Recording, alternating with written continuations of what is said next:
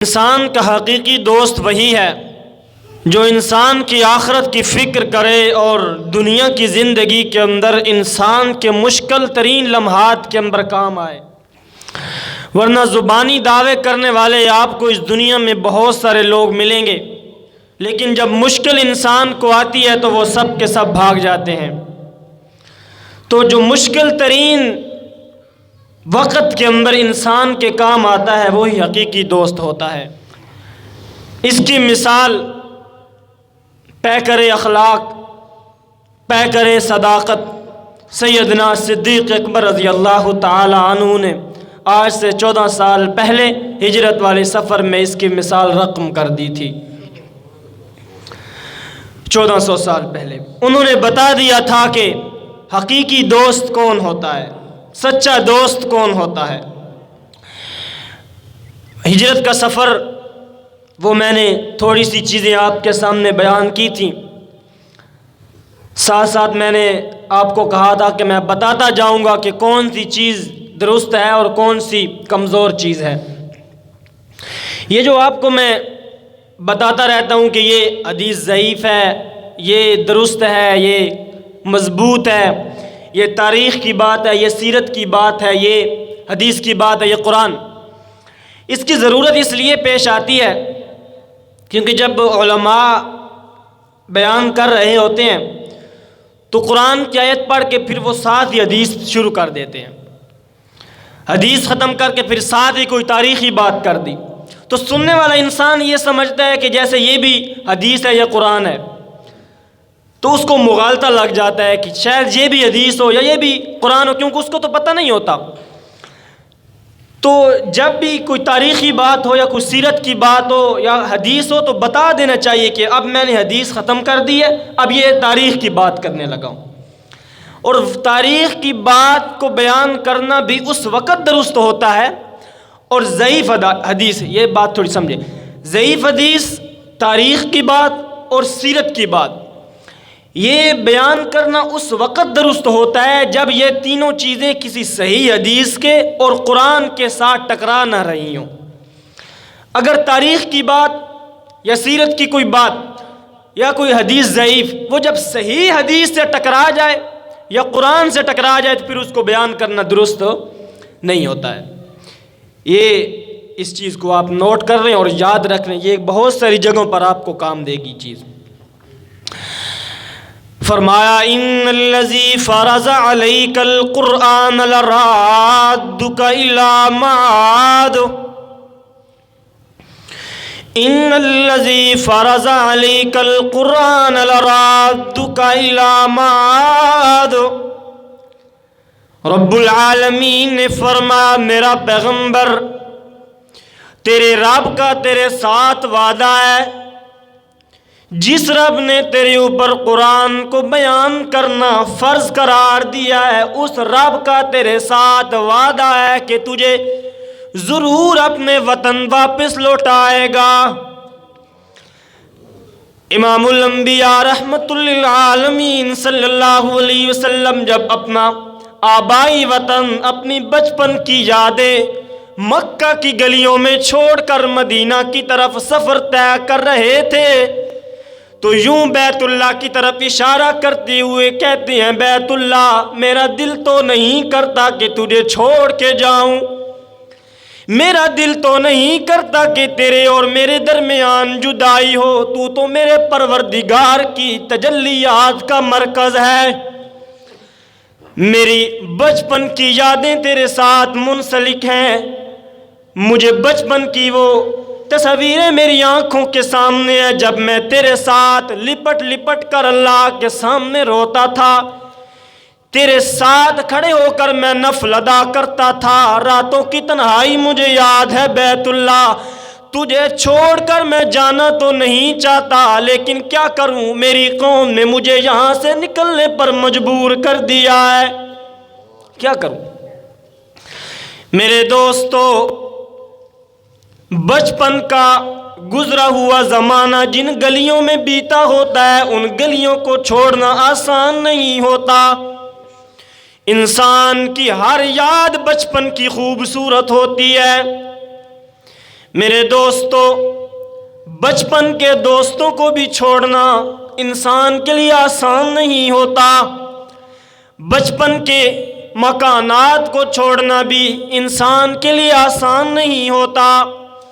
جو لوگ پردیس میں ہوتے ہیں ان سے پوچھئے گا کہ کتنی آرائش میں رہتے ہیں، کتنی آسائش میں رہتے ہیں، کتنی آسان زندگی گزارتے ہیں، لیکن پھر بھی جب ان کے سامنے ان کے آبائی گاؤں کا نام لیا جائے تو ان کے آنسو نکل آتے ہیں۔ وہ کہتے ہیں یہ ساری آسائش، یہ ساری خوشیاں، یہ ساری آرائش میرے کچے گاؤں کے کچے مکانوں پر قربان ہیں۔ بہت یاد آتے، کتنی خوشی ہو، کتنی انسان آرائش کی زندگی گزارے، لیکن جب اپنے گاؤں کے جانے کا وقت آتا ہے تو انسان بھاگا چلا آتا ہے۔ بچپن کی یادیں ہوتی ہیں، لیکن میرے دوستو اپنے پیغمبر کی قربانی تو دیکھیے، جہاں پر 50 سال کا عرصہ بلکہ 53 سال کا عرصہ گزار لیا اللہ کے پیغمبر نے اللہ کی ذات کے لیے، اللہ کی دین کی سربلندی کے لیے اپنے اس وطن کو بھی قربان کر دیا۔ اللہ کی رضا کے لیے میرا وطن بھی قربان ہے، اور یہ وطن سے محبت تو ہر انسان کے دل کے اندر فطرتی طور پر اللہ نے ڈال دی ہے۔ انسان جیسا بھی ہو اپنے وطن سے محبت کرتا ہے۔ بے شک جو ہمارے ملک کے اندر غیر مسلم رہتے ہیں، آپ ان سے بھی کہیں کہ ہمارا ملک کیسا ہے، وہ کہیں گے ہم اپنی جان اس پر لٹا دیں گے۔ وطن چیز ہی ایسی ہے۔ میرے دوستو، اللہ کے پیغمبر یوں بیت اللہ کو چھوڑ کر نکلتے ہیں غار ثور کی طرف۔ یہ 2 آدمی تھے، ایک ابو بکر تھے، دوسرے محمد الرسول اللہ تھے۔ غار ثور کے اندر اللہ کے پیغمبر 3 دن اور 3 راتیں رہے ہیں۔ اور میرے دوستو، یہ عجیب لمحات تھے ابو بکر کی زندگی کے، یہ عجیب تنہائی کے لمحات تھے ابو بکر کی زندگی کے۔ 3 چیزیں اکٹھی ہو گئی تھیں ابو بکر کے سامنے۔ پہلی چیز کہ محبوب ابو بکر کے پاس ہے۔ ابو بکر کی جھولی کے اندر اللہ کے پیغمبر کا سر مبارک۔ حافظ ابن حجر عسقلانی رحمت اللہ علیہ فرماتے ہیں، جب اللہ کے پیغمبر کا سر مبارک اور چہرہ مبارک ابو بکر کی گود میں ہوگا تو یوں لگتا ہوگا کأن القرآن یفتح فی الرحل، جیسے کہ قرآن کا نسخہ رحل کے اندر کھلا ہوا ہے، اوپر سے کوئی انسان قرآن کو پڑھ رہا ہے، یوں لگتا ہوگا۔ ایک چیز تنہائی ابو بکر کو میسر ہو گئی، دوسری چیز محبوب ابو بکر کے پہلو کے اندر نہیں بلکہ محبوب کا سر ابو بکر کی گود کے اندر ہے۔ تیسری چیز جو سب سے بڑی ہے وہ یہ ہے کہ ابو بکر اور محمد عربی صلی اللہ علیہ وسلم کے درمیان جو محبت تھی وہ محبت پاکیزہ تھی۔ یہ تینوں چیزیں جہاں پر اکٹھی ہوتی ہیں تو پھر محبت کی داستان شروع ہوتی ہے۔ میرے دوستو، اس لیے کہتا ہوں کہ محبت پاکیزہ جذبے کا نام ہے۔ جب انسان کے پاس یہ تینوں چیزیں ہوں، پھر محبوب پاس ہو تو وہاں اللہ راضی ہوتا ہے۔ اللہ کے پیغمبر نے اسی کے بارے میں فرمایا، من احب للہ وابغض للہ واعطى للہ ومنع للہ فقد استکمل الایمان۔ اللہ کے پیغمبر نے فرمایا، جس نے اللہ کی رضا کے لیے محبت کی اس بندے کا ایمان کامل ہو گیا۔ ادھر جو 3 دن اور 3 راتیں گزری وہ بڑی عجیب گزری جی۔ حضرت عبد الرحمن بن ابی بکر، یہ بھی صحابی ہیں، ان کے ذمہ لگایا گیا تھا کہ آپ نے مکہ کے حالات ہمیں بتانے ہیں کہ مکہ کے اندر کیا چل رہا ہے۔ تو یہ آ کر روزانہ خبر دیتے تھے۔ حضرت اسماء بنت ابی بکر، ان کے چہرے پر تو ابو جہل نے تھپڑ بھی مارا تھا، بتا کہاں ہے، نہیں بتاتی۔ ابو بکر کی بیٹیوں نے تو محمد عربی کے لیے اپنے چہرے پر تھپڑ بکھائے ہیں، نہیں بتایا انہوں نے۔ ان کی ڈیوٹی یہ تھی کہ یہ کھانا لا کر پیش کرتی تھی، اور یہ جب واپس جاتی تو اپنے قدموں کے نشانات چھوڑ جاتی تھی۔ حضرت ابو بکر کے غلام عامر بن فہیرہ کی یہ ڈیوٹی تھی کہ تو نے ہمارے قدموں کے نشانات مٹانے ہیں۔ یعنی حضرت ابو بکر رضی اللہ تعالی عنہ کا پورا گھرانہ ہی محمد عربی کی خدمت میں لگا ہوا ہے۔ ادھر بخاری کا ایک حدیث آپ کے سامنے ذکر کروں گا۔ امام بخاری رحمۃ اللہ علیہ نے یہاں پر ایک حدیث ذکر کی ہے۔ سیدنا صدیق اکبر رضی اللہ تعالی عنہ فرماتے ہیں، ایک دن حضرت اسماء کھانا لے کے نہیں آئیں، میرے محبوب کو بھوک لگی، پیاس لگی، تو میں یوں باہر نکلا کہ کوئی چیز تلاش کروں۔ یہ بخاری کے اندر میں نے دیکھا کہ ایک چرواہا ہے، اس کے پاس بکریوں کا ریوڑ ہے۔ میں نے اس سے کہا کہ میں اپنے محبوب کے لیے دودھ لینے آیا ہوں، میرا محبوب پیاسا ہے، خدا کے لیے مجھے تھوڑا سا دودھ تو دے دے۔ اس نے کہا دیتا ہوں۔ عرب کے جو لوگ تھے نا، ان کی یہ خصوصیت ہے، آج بھی اور پہلے بھی۔ ایک تو یہ بے وفا نہیں ہوتے، اور دوسرا یہ کہ یہ سخی انسان ہوتے ہیں، مہمان نواز ہوتے ہیں۔ شاید میں نے آپ کو بتایا نہیں ہے، جو 2 اونٹ لے کر آیا تھا نا غار کے دھانے میں، تیسرے دن بندہ، ابو بکر نے 2 اونٹ خریدے تھے، ایک نبی اسلام کے لیے، اپنے لیے۔ اس کو کہا تھا کہ تو نے غار سور کے، یعنی کہ جب ادھر معاملہ ٹھنڈا ہو جائے تو تو نے یہ دونوں اونٹ لے کر فلاں جگہ پر آ جانا ہے۔ یہ بندہ بھی مسلمان نہیں تھا، کافر تھا، لیکن آپ اندازہ لگائیں ادھر بولی لگی تھی 200 اونٹوں کی، کہ اگر ابو بکر اور نبی اسلام کو کوئی لے آئے تو 200 اونٹ ملیں گے۔ اگر یہ چاہتا تو بتا کر 200 اونٹ لے سکتا تھا، لیکن دیکھیں اس کی وفاداری، دیکھیں، حالانکہ مسلمان بھی نہیں ہے، کافر ہے۔ اس نے وہ 200 اونٹوں کو اس طرف چھوڑ دیا اور 2 اونٹ لے کر حضرت ابو بکر کے پاس گیا۔ اس کے بدلے میں اس کو کیا ملا ہوگا؟ تھوڑے سے پیسے، تھوڑا سا سامان ملا ہوگا جو وہ لے کر آیا، لیکن بے وفائی نہیں کی۔ یہ عرب کے لوگوں کی خصوصیات ہیں۔ میں نے چرواہے سے کہا میرا محبوب بھوکا ہے، کچھ کھانے کے لیے دے، اس کی بھوک مجھ سے برداشت نہیں ہوتی۔ شاعر کہتا ہے الف اللہ کی بستی میں میرا محبوب رہتا ہے، الف اللہ کی بستی میں میرا محبوب رہتا ہے، کبھی ہنستا کبھی روتا میرا دل ٹوٹ جاتا ہے۔ جب روتا ہے تو میرا دل ٹوٹتا ہے۔ چرواہے نے کہا دیتا ہوں دودھ۔ اس نے دودھ کا برتن لیا۔ صدیق اکبر نے فرمایا اس برتن کو پہلے دھو لے، یہ دودھ کسی عام ہستی نے نہیں پینا، یہ خاتم الانبیاء نے پینا ہے۔ اس نے برتن کو دھویا، پھر جب وہ دودھ دھونا شروع کرنے لگا تو ابو بکر نے فرمایا اپنے ہاتھوں کو بھی دھو لے، ہاتھوں کو بھی دھو، کیونکہ جب وہ دودھ دھویا جاتا ہے تو ہاتھ اگر میلے ہوں تو وہ تھوڑی تھوڑی مٹی نیچے گرتی۔ پھر جب وہ دودھ دھونے لگا تو ابو بکر نے فرمایا اس بکری کے تھنوں کو بھی دھو لے، اس پر بھی وہ تھوڑی تھوڑی میل سی لگی ہوتی۔ جب تینوں کام کر لیے تو ابو بکر نے فرمایا اب دودھ دھو لے، اب یہ دودھ میرے پیغمبر کے پینے کے قابل ہو گیا ہے۔ میرے دوستو اس سے اگلی بات بڑی عجیب ہے۔ صدیق اکبر رضی اللہ تعالیٰ عنہ جب دودھ لے کر اللہ کے پیغمبر کے پاس آئے نا، دودھ پیش کیا، اللہ کے پیغمبر نے دودھ نوش کیا، پھر پیا، جس انداز سے بھی پیا۔ حضرت ابو بکر یہاں پر جملہ ارشاد فرماتے ہیں پیا اللہ کے پیغمبر نے تھا حتی رضیتو، پیا اللہ کے پیغمبر نے تھا یہاں تک کہ میں خوش ہو گیا۔ یہ عجیب محبت ہے بھائی، پیا انہوں نے اور خوش میں ہو گیا۔ سبحان اللہ، یہ محبت کا اعلیٰ درجہ ہے۔ شاعر کہتا ہے یہ معجزہ بھی محبت دکھائے مجھے، یہ معجزہ بھی محبت دکھائے مجھے کہ سنگ تجھ پہ ٹوٹے اور زخم آئے مجھے، کہ زخم تجھے لگ جائے ستم تجھ پہ ٹوٹ جائے لیکن زخم مجھے آ جائے، خون میرا نکل جائے، کاش یہ معجزہ بھی محبت مجھ کو دکھائے۔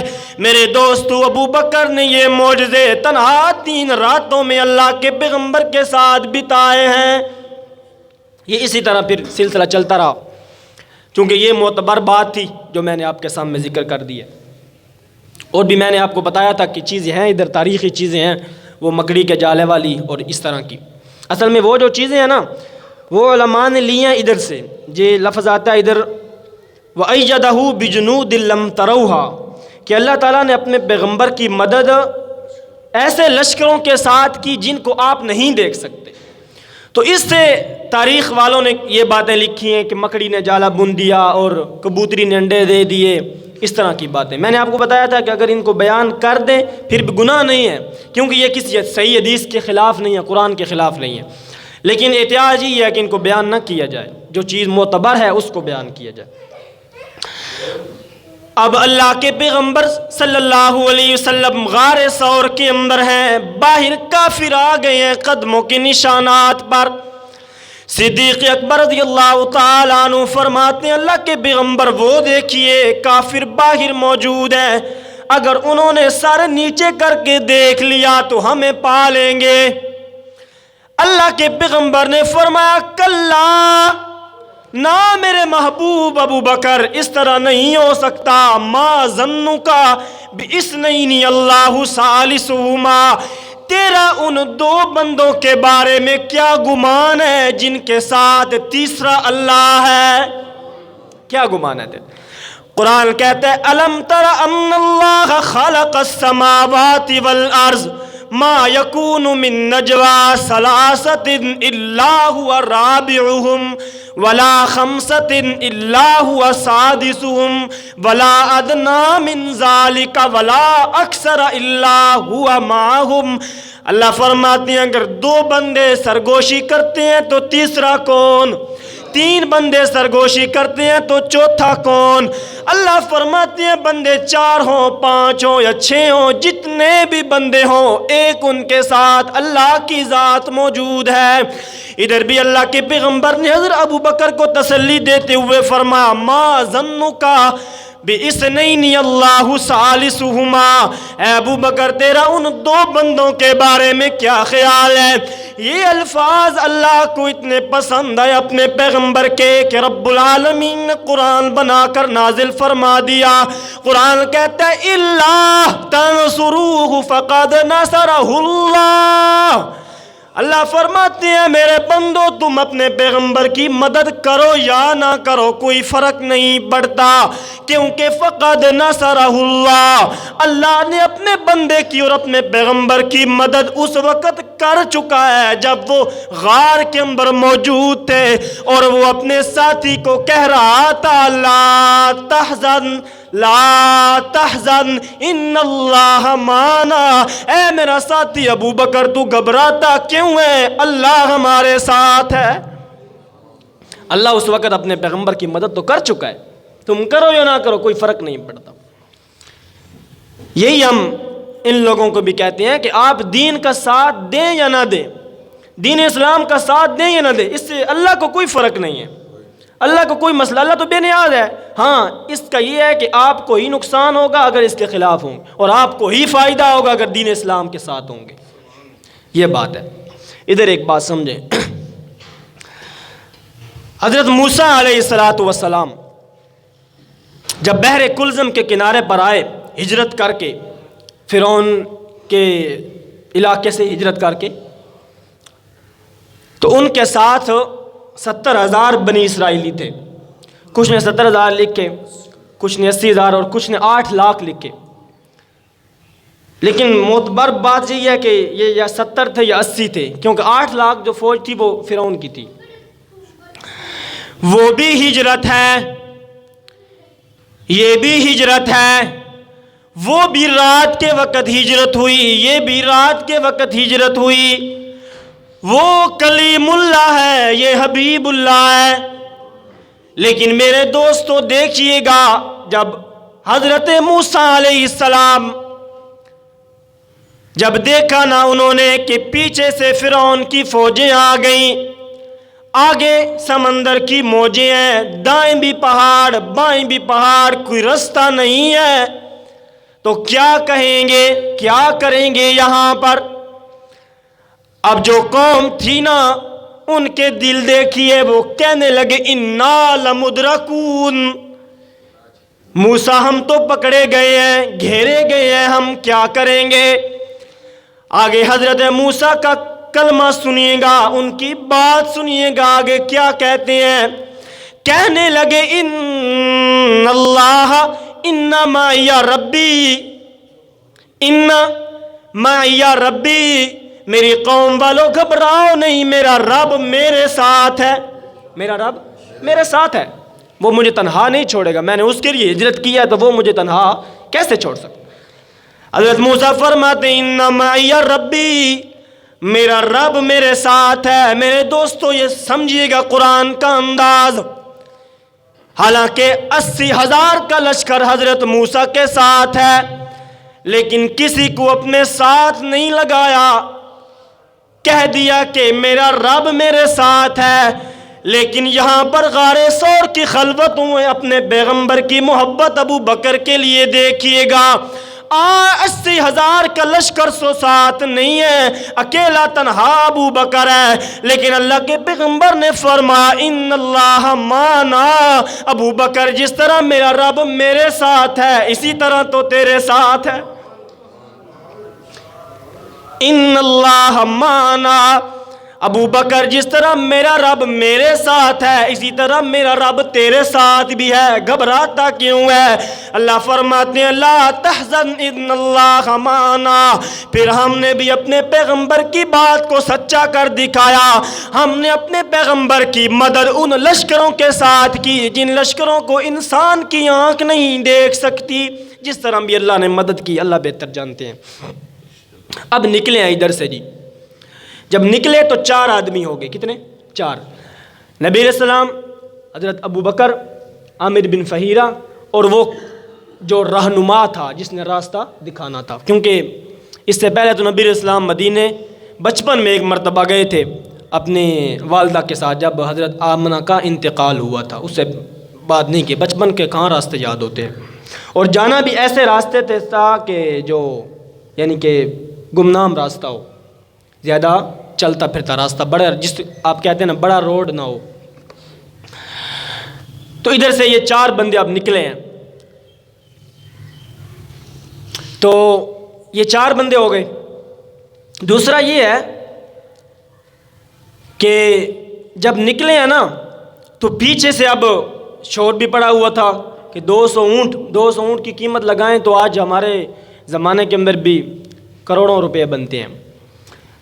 سراقہ بن مالک یہ بعد میں صحابی بنے جی، مسلمان ہو گئے، غزوہ اس کے فتح مکہ کے موقع پر مسلمان ہوئے۔ سراقہ بن مالک اس نے جب دیکھا کہ 200 اونٹ، یہ دیہاتی انسان تھا، بہادر بڑا تھا،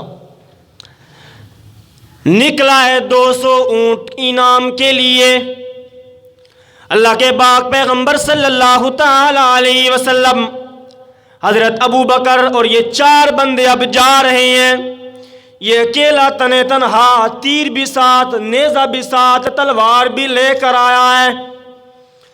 حضرت ابو بکر نے دیکھا کہ سراقہ تو آ گیا تو کہنے لگے اللہ کے پیغمبر وہ آ گیا ہے، پیچھے دیکھیے گا دشمن موجود ہے۔ اللہ کے پیغمبر نے فرمایا کلا، نہیں ابو بکر وہ ہمیں نہیں پا سکتا۔ پھر رب العالمین کے پاک پیغمبر نے یوں اپنے رحمت والے ہاتھ اٹھائے اور فرمایا اللہم اکفنا بما شئت، اے میرے پروردگار ہماری اس دشمن سے مدد فرما، اس سے ہماری حفاظت فرما۔ یہ بات کرنی تھی کہ سراقہ کا گھوڑا زمین میں دھنس گیا۔ حضرت ابو بکر فرماتے ہیں میری آنکھیں اس کے گھوڑے کو جہاں تک دیکھ رہی تھی اتنا سارا وہ گھوڑا اس کا زمین میں دھنس چکا تھا۔ معافی مانگی جی، چھوڑیے مجھے، اللہ کے پیغمبر نے فرمایا چھوڑ دیا، معاف کیا۔ لیکن جب اللہ کے پیغمبر اب جانے لگے تو پیچھے سے آواز دیتا ہے اور کہتا ہے یوں نہ جائیے گا، یہ میرا تیر ساتھ لے جائیں، میری فلاں جگہ پر بکریاں اور اونٹ چر رہے ہیں، آپ کو کسی مال کی ضرورت ہو تو وہاں سے حاصل کیجئے گا۔ اللہ کے پیغمبر نے فرمایا مال کی ضرورت نہیں، بس ہمارا بتانا کسی کو نہیں۔ اب یہ بات جب ہوئی تو کہنے لگا اے محمد بن عبداللہ، میرے ساتھ ایک وعدہ تو کر کہ جب تو اس مکہ کو فتح کرے گا تو مجھے امن دے گا یا نہیں دے گا۔ یہ دور اندیشی دیکھیں اس کی، ابھی جا رہے ہیں بھاگ کر چپکے کے ساتھ، لیکن کہتا ہے جب آپ مکہ کو فتح کریں گے تو مجھے امن ملے گا۔ یعنی کہ اس کو یقین تھا کہ کوئی عام بندہ نہیں ہے، مجھے امن ملے گا۔ اللہ کے پیغمبر نے فرمایا امن ملے گا تجھے۔ کہنے لگا اس طرح نہیں، مجھے لکھ کر دیجئے گا کہ امن ملے گا یا نہیں ملے گا۔ اللہ کے پیغمبر نے عامر بن فہیرہ کو فرمایا اس کو لکھ کر دے امن نامہ۔ سراقہ امن نامہ لکھ کر اپنی جیب کے اندر ڈال ہی رہا تھا تو اللہ کے پیغمبر نے فرمایا سراقہ کچھ چیز تو نے اپنی دور اندیشی سے پہچان لیا ہے کہ میں مکہ پر فتح کروں گا، مکہ پر غلبہ پاؤں گا۔ اب میری بھی کچھ چیز سن لے، میں صرف مکہ کا پیغمبر نہیں ہوں، میں تو آمنہ کا لال ہوں اور پوری دنیا کا پیغمبر ہوں۔ ایک وقت ایسا آئے گا کہ میری امت اس روم کے محلات کو فتح کرے گی، ایران کے محلات کو فتح کرے گی، اور فتح کر کے اس کے جو بادشاہوں کے ہاتھوں میں ڈالنے والے کنگن ہوں گے وہ تیرے ہاتھوں میں پہنائے جائیں گے۔ یہ آپ نے بات کیوں کی؟ اس لیے جو مکہ والی بات ہے نا وہ تو اس لیے کی کہ میں نے جو آپ کے سامنے آیت پڑھی ہے نا لَرَادُّکَ إِلَىٰ مَعَادٍ، ہم آپ کو اپنے وطن دوبارہ لوٹائیں گے، یہ آیت سامنے رکھ کے نبی اسلام نے فرمایا کہ امن دے دو۔ دوسری جو بات ہے نا کہ تجھے کنگن پہنائے جائیں گے، یہ اس لیے کی کہ نبی اسلام کی جو نبوت ہے یہ صرف مکہ کے لیے نہیں بلکہ پورے جہانوں کے لیے ہے، اور پورے جہانوں کے لیے اسی طرح ہو سکتی ہے جب نبی علیہ السلام پورے جہانوں کو فتح بھی کریں۔ انی کس طرح ہے قرآن کے اندر کہ میں پورے جہانوں کا رسول ہوں، وہ نام پارے کے اندر آیا تھا ابھی میرے، ہاں جی، انی رسول اللہ علیکم جمیعا، میں پورے جہانوں کا رسول ہوں۔ یہ دو باتیں تو آپ نے اس لیے کر دیں، یعنی کہ فتح کریں گے ایران روم تو کنگن آپ کو پہنائے جائیں گے۔ چلو ایک سوال آپ سے کر لیتا ہوں، اس کا جواب نہیں دیتا ہوں۔ جو تیسری بات نبی اسلام نے کی کہ تیرے ہاتھوں میں کنگن پہنائے جائیں گے، تیرے ہاتھوں میں۔ اب اس بات سے یہ بات پکی ہو گئی کہ سراقہ ایران کی فتح تک زندہ رہے گا تو ہاتھوں میں کنگن پہنائے جائیں گے۔ ادھر سے ایک سوال یہ ہوتا ہے کہ زندگی اور موت کا آنا تو اللہ کی مرضی سے ہوتا ہے، اللہ کو پتا ہوتا ہے کہ کون مرتا ہے اور کون زندہ رہتا ہے اور کب ہوگا، تو نبی اسلام نے کیسے بتا دیا؟ یہ سوال چھوڑ رہا ہوں، بتا نہیں رہا ہوں، اس کو ذرا آپ سوچئے گا۔ سراقہ وہ وقت کیسا ہوگا جس وقت تیرے ہاتھوں میں کیسر روم کے کنگن پہنائے جائیں گے۔ ایران کسرا ایران کے بادشاہ کو کہتے ہیں اور قیصر روم کے بادشاہ کو اس وقت کہتے تھے۔ سراقہ بڑا حیران ہو گیا کہ آج تو یہ چپکے کے ساتھ جا رہے ہیں، مجھے کنگن کیسے پہنائے جائیں گے؟ لیکن میرے دوستو یہ دونوں باتیں پوری ہوئیں۔ پہلی بات جب مکہ فتح ہو گیا، اللہ کے پیغمبر صلی اللہ تعالی علیہ وسلم 10,000 کا لشکر لے کر مکہ کے اندر داخل ہونے لگے ہیں۔ جعرانہ مقام پر سراقہ نے اپنے ہاتھ کے اندر وہ امن نامہ پکڑا ہوا ہے، یوں ہاتھ لے رہا کر کہہ رہا ہے اللہ کے پیغمبر یہ میرا امن نامہ دیکھیے، آپ نے کہا تھا سراقہ کو امن ملے گا، قتل نہیں کیا جائے گا، یہ میرا امن نامہ دیکھیے۔ اللہ کے پیغمبر نے فرمایا سراقہ مجھے یاد ہے، امن نامہ میرے پاس لے کر آ۔ یہ جو جملہ آپ نے فرمایا کہ امن نامہ میرے پاس لے کر آ، مجھے یاد ہے اس جملے کے اندر اتنی مٹھاس تھی کہ اسی دن سراقہ نے کلمہ پڑھ لیا، اب یہ مسلمان صحابی بن گئے۔ فاروق اعظم رضی اللہ تعالیٰ عنہ کا زمانہ آ گیا، اللہ کے پیغمبر دنیا سے چلے گئے، مدائن کے علاقے فتح ہو گئے، ایران کا علاقہ فتح ہو گیا، مال و دولت حضرت عمر کے سامنے یوں ڈھیر لگ گیا۔ فاروق اعظم رضی اللہ تعالیٰ عنہ مال غنیمت مجاہدین میں تقسیم کرتے جا رہے ہیں، تقسیم کرتے کرتے جب کسریٰ کے کنگن آ گئے، فاروق اعظم نے فرمایا این سراقہ بن مالک، سراقہ بن مالک کہاں ہے، اس کو میرے سامنے لایا جائے۔